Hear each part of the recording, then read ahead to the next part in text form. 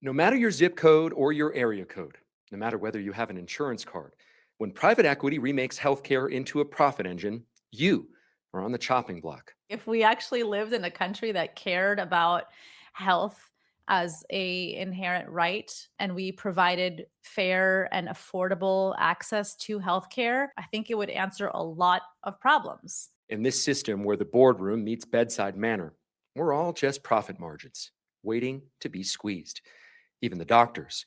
And when it comes to be your time, the healthcare system will show you people are the product. For-profit companies come in and really sabotage the experience for a lot of people. We hear it all the time.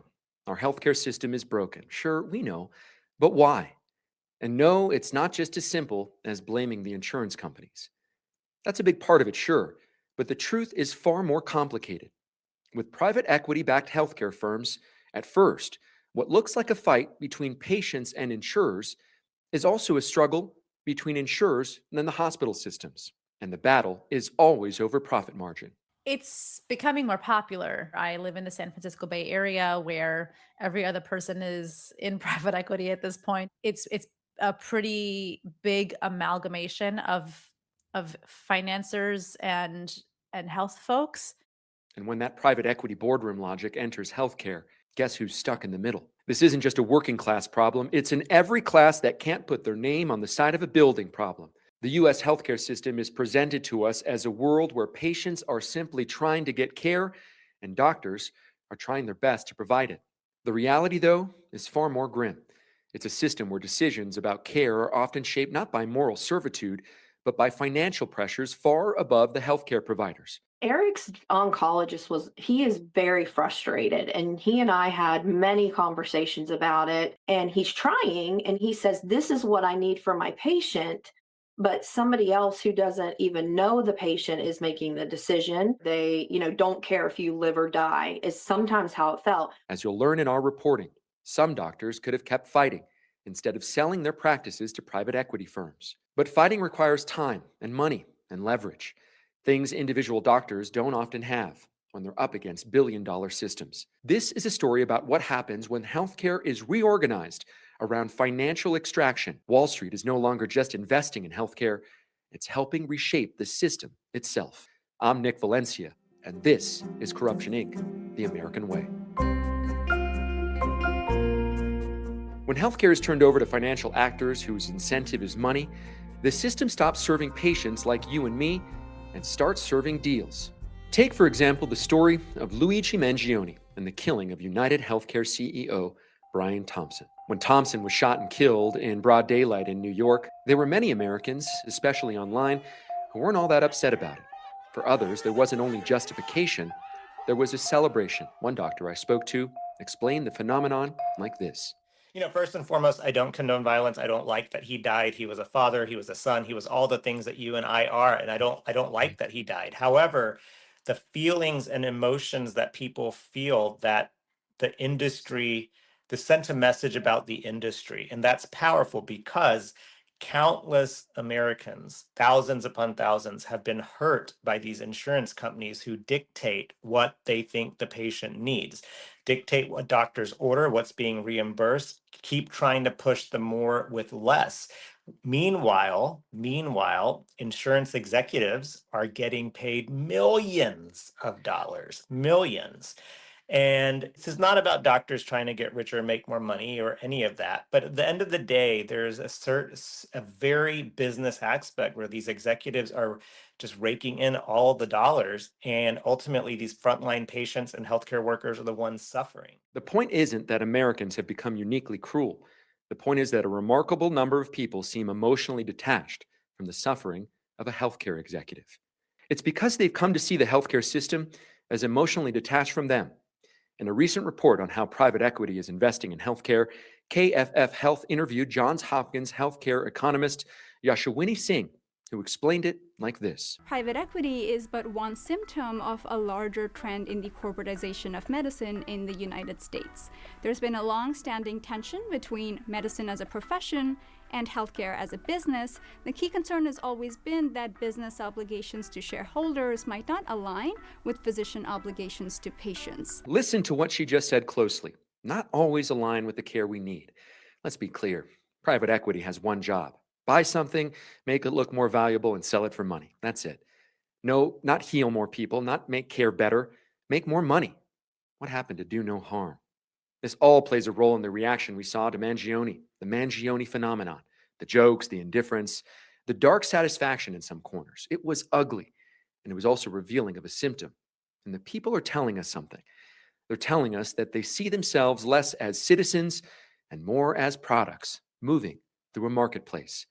They're telling us that healthcare is one of the most intimate parts of their life, and it's increasingly becoming like a negotiation with institutions that do not know them and are not designed to care. Our healthcare system isn't broken. It's working exactly how it was designed, just not for you. Just listen to the story of Eric Tennant. Eric Tennant's story is one you might think couldn't happen to someone with insurance. Diagnosed with liver cancer, his doctors recommended a cutting-edge, minimally invasive procedure called a histotrisby. His doctors did what they were supposed to do.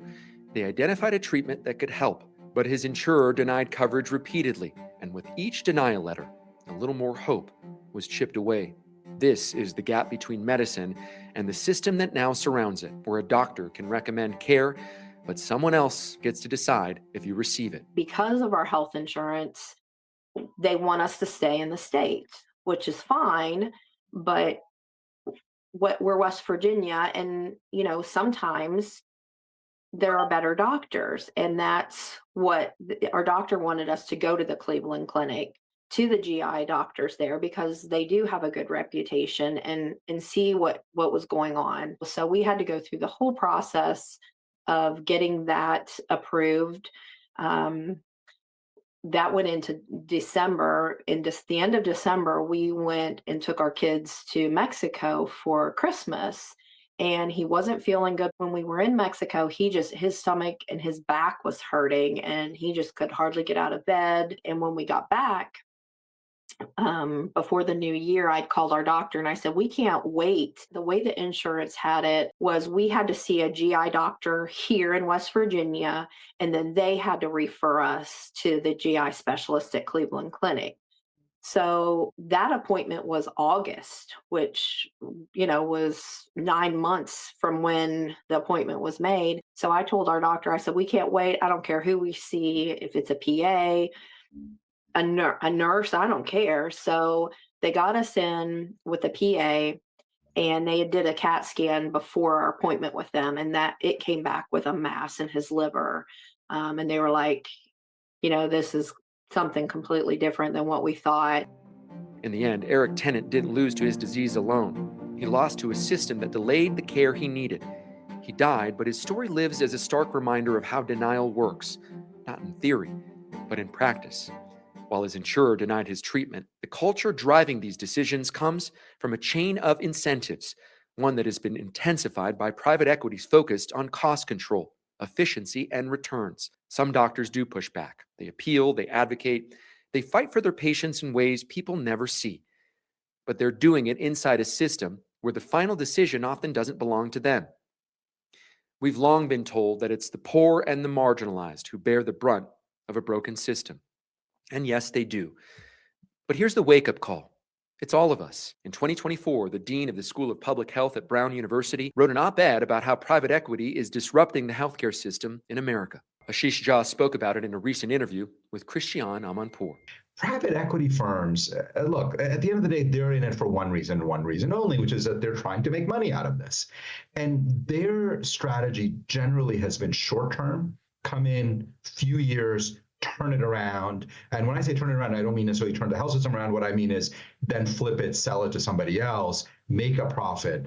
But often that has real negative effects on the system they bought, whether it was a hospital, a doctor's office, nursing home. So it leaves that community often much worse off, even though that private equity firm made a very nice profit out of it. Now we're seeing emerging evidence, at least from the hospital sector, that when private equity buys up hospitals, healthcare outcomes for patients in those hospitals may actually get worse. So that's obviously very concerning.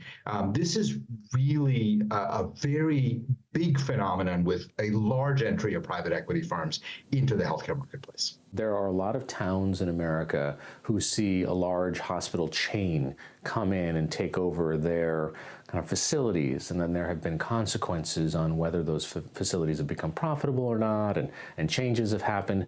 And now, with prior authorization, patients like Eric Tennant or their providers are required to get permission before procedures or treatment. The same denial machine that hits the vulnerable will hit the middle class too. Because right now, there are people sitting in offices who will never meet you, making decisions that can change your life or end it. The system isn't built to move fast for patients. It's built to protect the money. It is very, very myopic to think that like, oh, money's going to solve this problem. I feel like when we are telling people, oh, if we just have better investment in these things, no, like for-profit businesses, for-profit outcomes here is how we have health disparities to begin with, because it pushes people with different spending capacity more and more apart. A healthcare that follows profitability means a healthcare that leads to sicker populations. And we're just kind of like letting it happen because of capitalism. Like at the end of the day, is it just because we have a free market system here and people can just invest how they want it? Like there's no way that it can just be, it is what it is. In America, you can have insurance, you can have a doctor, you can even have a treatment and still be told to wait. And you had an insurance card, you had insurance. We paid a lot for our health insurance. We paid roughly probably $13,000 to $15,000 a year was was our portion, which is still a lot. I mean, we both worked. We were fortunate that we had money in our savings account. We talked about taking money out of his 401k.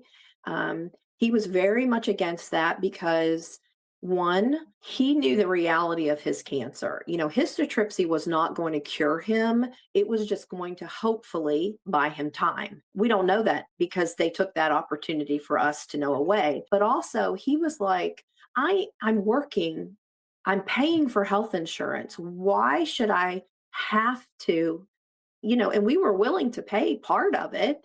We don't expect them to just give us a free ride. To begin with, the first denial was it wasn't medically necessary, which is a general denial that most people get with something like this. The second denial was the same thing. The third was it's not FDA approved or it's considered experimental.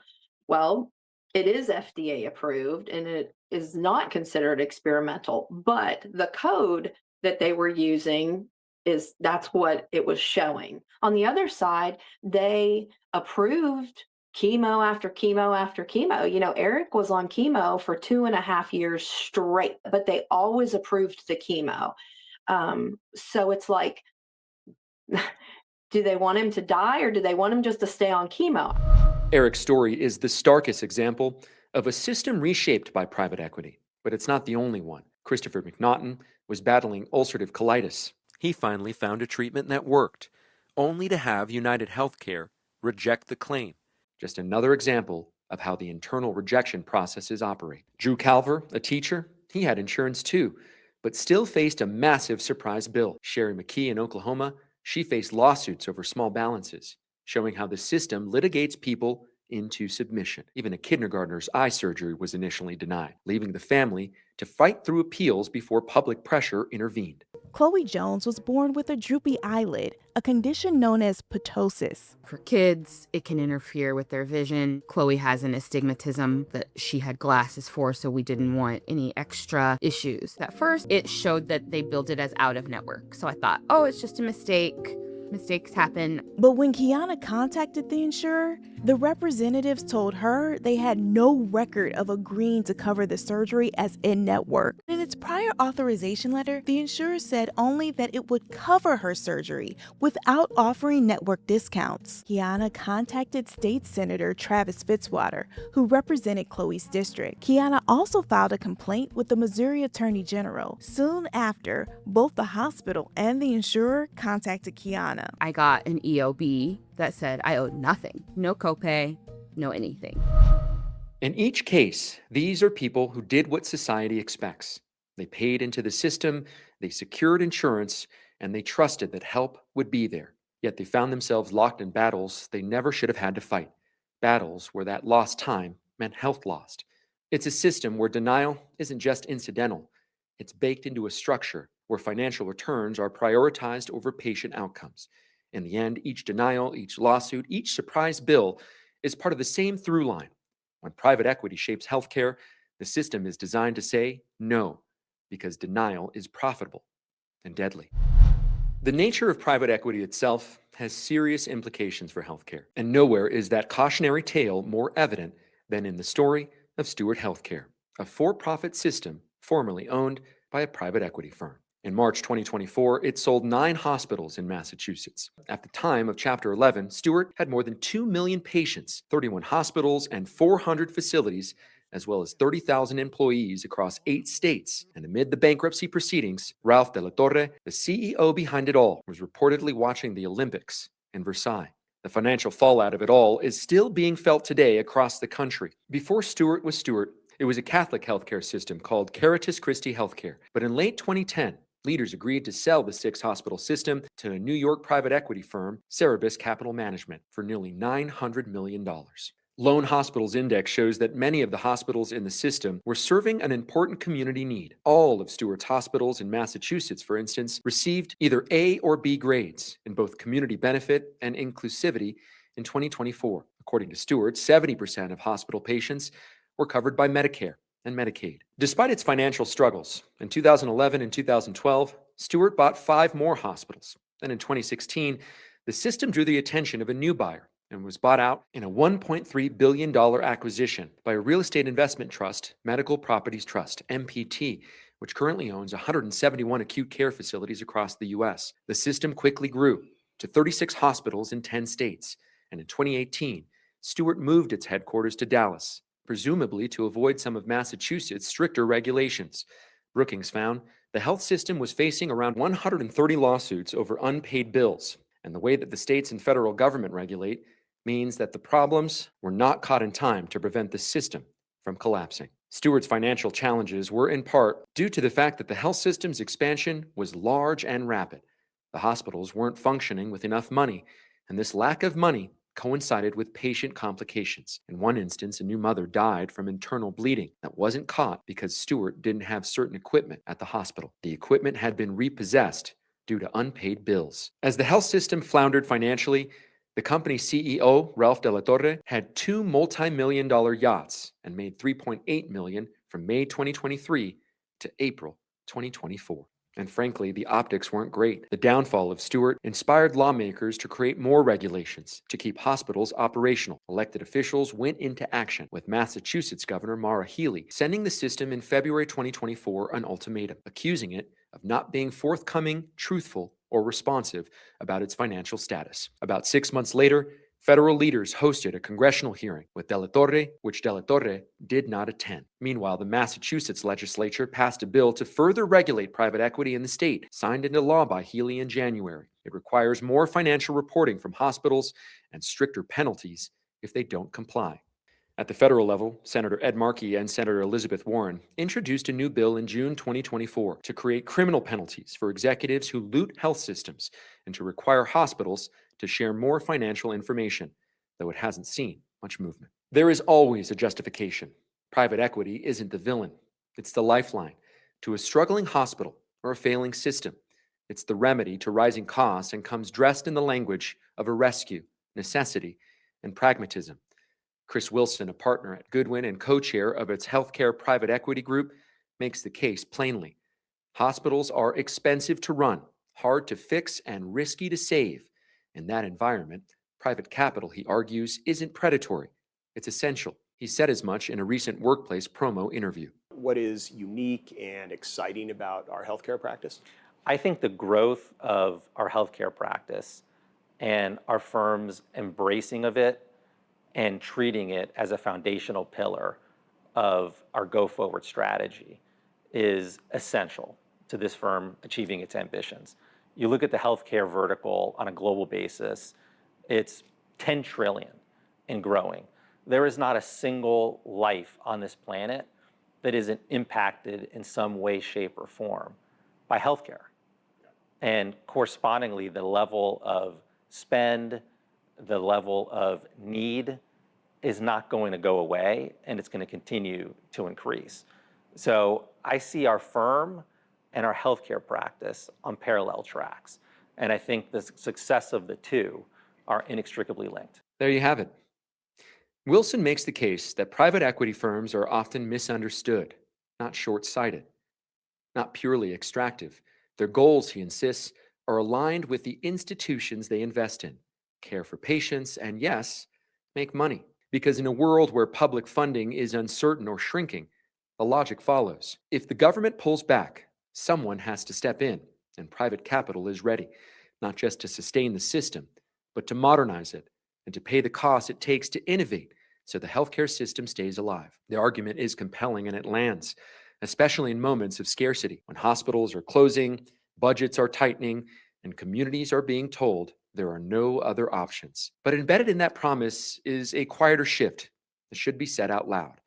Healthcare is no longer just a public good. It's an asset to be managed in the new market for private equity.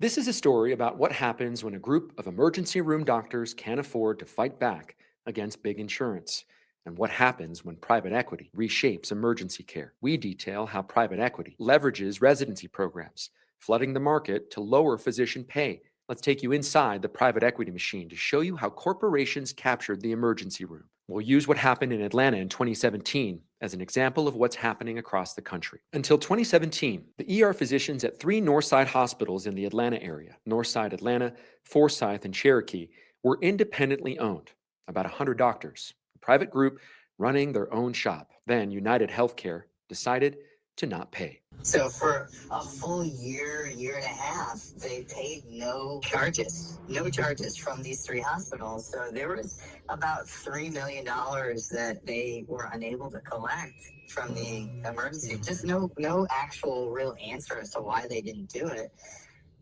They just said, no, we're not going to pay this. A private group of doctors cannot afford a lawsuit against one of the largest insurers in America. They didn't have the war chest.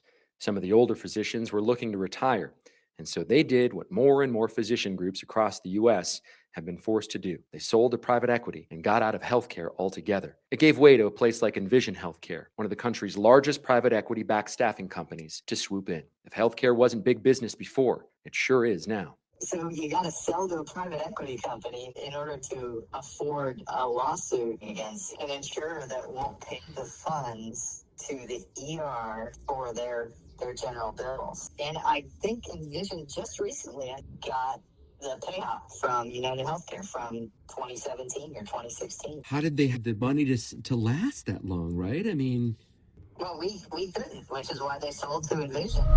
The cycle works like this. An insurance company refuses to pay doctors. The doctors can't afford to fight, so they sell their practice to private equity, which can afford to fight because it has billions of dollars behind it. And now private equity owns the ER.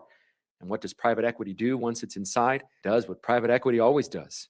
It extracts. In Oregon, Apollo MD, an Atlanta-based private equity-backed staffing company, recently won a hospital contract and began flying its own physicians, displacing 45 local ER doctors who had served that community. Doctors who had formed relationships with their patients and gave that personal touch. Now, not only are they out of a job, the doctors who replaced them don't even live in the same state, let alone zip code. Every one of these groups, it seems like, goes through one of these where they have won the contract and they take over and they start to they look real bad. And honestly, it is a bad look. Like, it doesn't look great when you got a bunch of people that are native to the area and that have been working for a place for a long period of time, and that hospital system decides to go with some other group entirely and switch over completely. But the extraction doesn't stop at contracts. Private equity discovered something else. They can get the government to pay to train doctors and drive down their value while they pocket the difference. In the past, I think 10 years, there was a whole bunch of new ER programs that came up.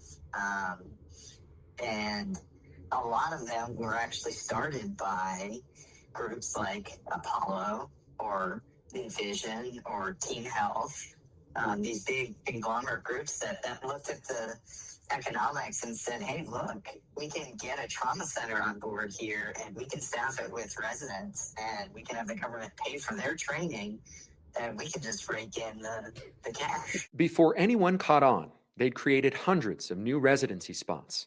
And now we're heading toward a surplus of emergency room physicians, which helps their bottom line because if they have more doctors, there's less demand and they can lower salaries. More doctors, less leverage, lower pay. The people who save your life in the ER are having their profession hollowed out by the very companies that employ them. In emergency medicine, private equity-backed staffing companies such as Envision and Team Health became major players. These firms drew scrutiny for surprise billing and aggressive financial tactics before the No Surprises Act changed the landscape. Elsewhere, private equity has bought practices in dermatology, gastroenterology, ophthalmology, and women's health, often promising efficiency and scale. Tell me what you know as you see it here with private equity infiltrating the healthcare system. I think it's a very attractive model to the private equity industries because healthcare always will have a demand. So the idea is they can scoop up the mom and pop small practices who are trying to survive but can't in this world of competitive healthcare, as well as the fact that reimbursements are going down and you just can't sustain running a business on your own in the current model.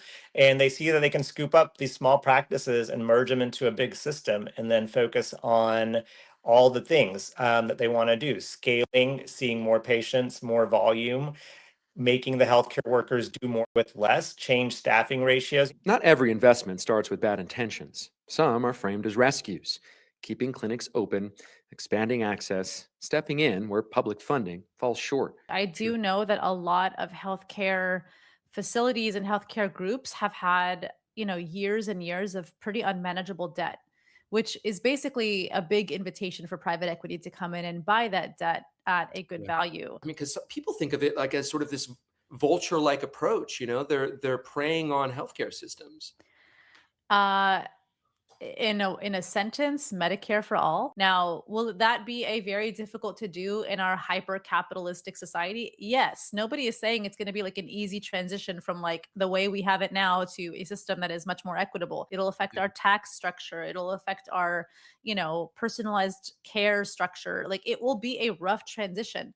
But if we had something like that, and there've been a number of case studies and books written about how this actually is feasible for America.